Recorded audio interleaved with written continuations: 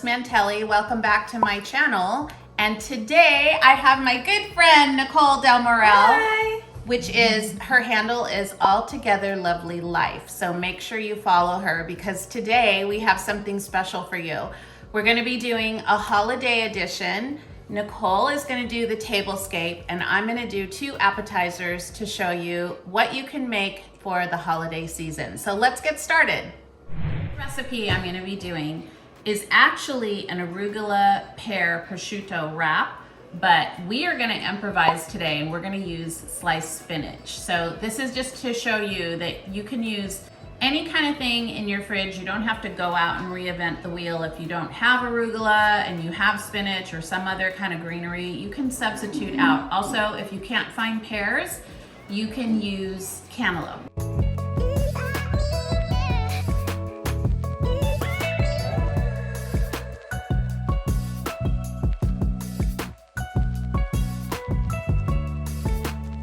So now we're getting ready. I've prepped all the stuff for the spinach pear prosciutto wraps, and I have just sliced up some fresh spinach.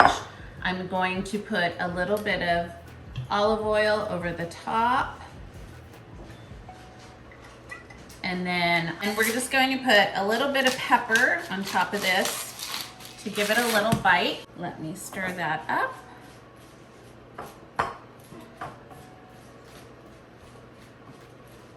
Now, like I said before, if you can't find red, so it calls for red pear. I think they might be a little bit sweeter than the green ones. I'm not sure. I would try either or.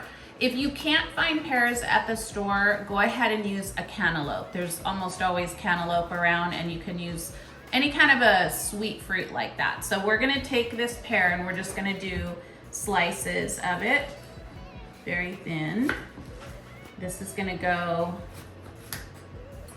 inside this mixture of the prosciutto. The middle part of the pear is pretty hard, so I try to stay away from that middle slice. So just a slice kind of like that. And I have already gotten some of, okay, prosciutto, just gonna do a disclaimer, super hard to pull out in one piece. So we're just gonna make this work, and it's a little bit shredded.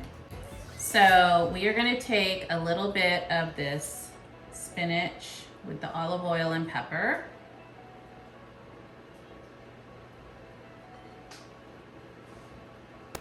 And what I did is I doubled up the prosciutto because it's so thin, it kind of falls apart if you're just using one. So we tried one before and it was kind of falling apart. So 2 is better. So you may have to get a few packages of prosciutto to do this recipe for you and your guests.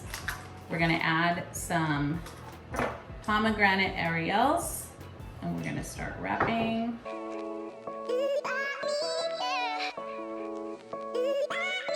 We're gonna change this up again.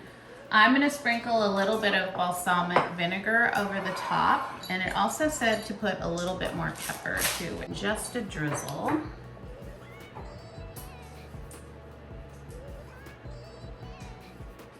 So when I say a drizzle, do you see how my thumb is over the top of the olive oil? You want to just lightly release that a little bit so it's just little droplets, not like a whole pouring of olive oil. We're going to take a little bit of balsamic, same thing. I'm just going to drizzle.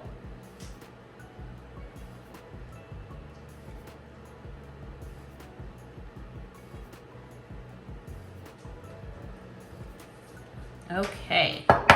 That's how you make what's supposed to be an arugula pear prosciutto wrap, but we did a spinach pear prosciutto wrap, and it still looks delicious.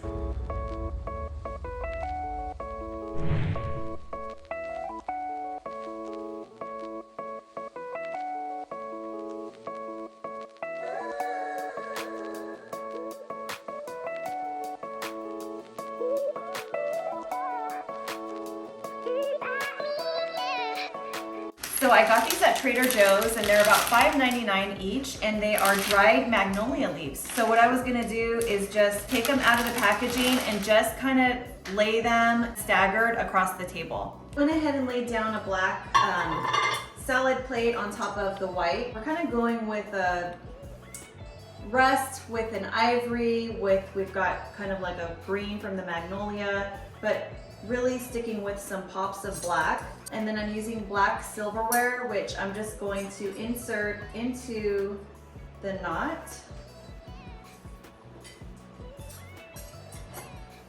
And just place the napkin and the silverware on top. So I got these glasses at World Market on clearance. I think they were literally like $2.50.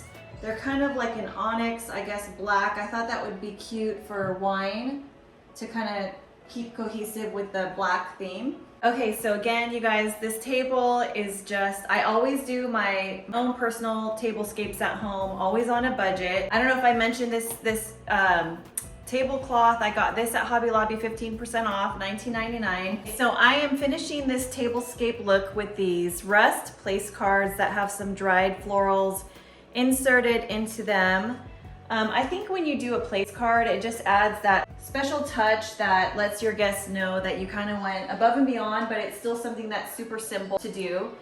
So again, this table is for the budget mom. It's not super elaborate. It's still, you know, under $100. I just start to collect the plates and the chargers through the years, and I just reuse them. And then things like the taper candles and the tablecloth are all 50% off at Hobby Lobby. But for my business, I do stationery and calligraphy design. So if you need any menus, or if you need place cards or any type of stationery for your event, my handle is Altogether Lovely Life, and you can find the details to contact me in the link below.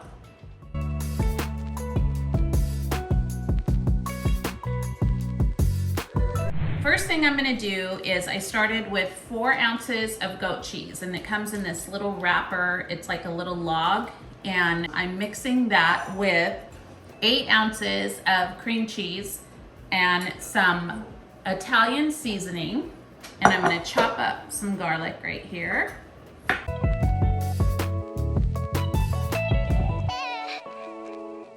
Okay, so I just minced up 2 cloves of garlic. Now, Nicole was such a great hostess. She said, hey, do you want the food chopper and a Pampered Chef favorite, which we all use? And I normally would do that if I had a bunch of garlic. I would just take out the food chopper and chop that baby up, because that's a lot easier than chopping by hand. But since I only had 2 cloves to chop, I didn't want to get a whole food chopper dirty doing that. And also, I don't know about you, but there's something kind of therapeutic about chopping. I like to chop things sometimes just to like try to get it as even as possible, and so it's just kind of a little contest I have with myself. So now we're just gonna mix up the cream cheese and the goat cheese, the Italian seasoning, and the garlic cloves together, and we're gonna make the base for my first recipe, which is going to be a garlic shrimp crostini.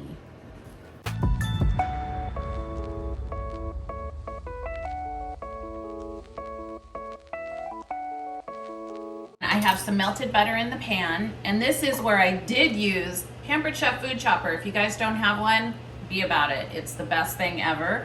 I needed to chop up quite a few garlic cloves. I'm gonna say about 6 or 7, and I'm putting that right in the pan.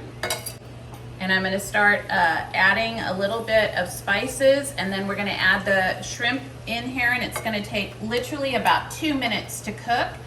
We'll cut that shrimp up. We have the shells on it, and so I'm gonna have to peel it a little bit from the shell. We're gonna chop it up and put it on some crostini with that cream cheese, goat cheese mixture that we did earlier, and it's gonna be delicious. This is some onion powder. I'm gonna add some garlic salt, some lemon garlic, paprika, which we'll put a little bit over the shrimp when we're done. This is a Spanish seasoning mix. It's kind of like an ancho seasoning. I'm gonna put a little bit of that on there to give it a little heat. Again, some Italian seasoning, not too much. A little bit of pepper. And a squeeze of fresh lemon.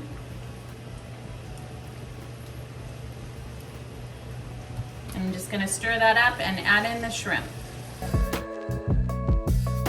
Got some frozen shrimp at the store, and you just rinse them out, let them sit out for literally about 5-10 minutes. They start to thaw. I just keep rinsing them with kind of cool water, and it'll take all the little ice things off of it, and then you're good to go. So I'm gonna punch up this heat a little bit, and we're gonna cook these pretty fast. So you can see these are jumbo shrimps, and then we're just gonna cut them down and put them on the crostinis.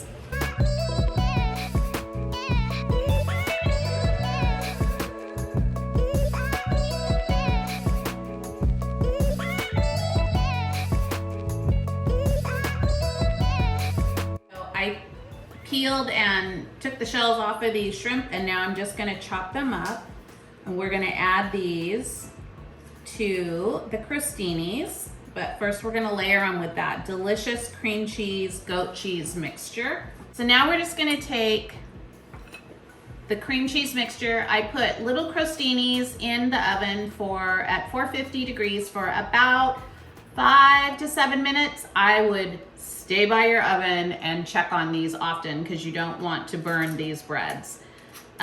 You can, if you want to get a little bit more in detail, you could brush on a little bit of olive oil with some garlic on top of that if you want to do extra garlic, but there is garlic in this spread, so I just left it plain.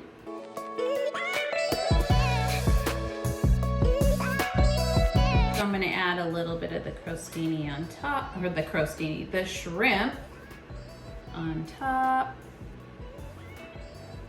This makes a really, really easy recipe. And also, just as a side note, if you have people that are allergic to shellfish, which I do in my family, you can do a tomato base on this. You can, prosciutto is good. You can do any kind of just a meat topping.